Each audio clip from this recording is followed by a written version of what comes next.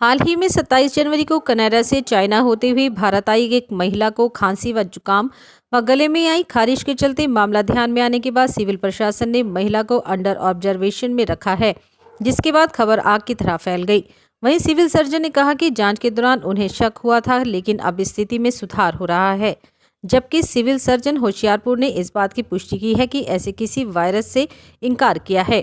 फिलहाल औरत को अंडर ऑब्जर्वेशन 72 घंटों के लिए रखा जाएगा।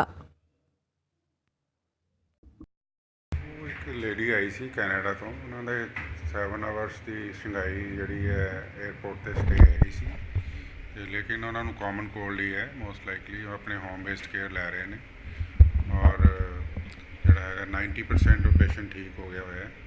तो इस तरह की कोरोना वायरस की कोई इदा की शिकायत नहीं लगती, क्योंकि ये काफ़ी कोरोना वायरस के काफ़ी सीवियर हाई ग्रेड फीवर और चैस्ट सिम्पटम होंगे, नमूनीआ टाइप सिम्पटम होंगे, वो जोड़े वो नहीं है।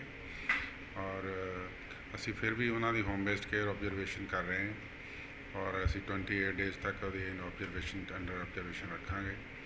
तो स्टेट से भी असी इनफॉर्म जोड़ा है डेली बेसिस पे कर रहे हैं। ये कॉमन कोल्ड का सिम्पटम से सिंपली इन्हों सिम्पटोमैटिक ट्रीटमेंट के नाल ठीक हो गए हैं।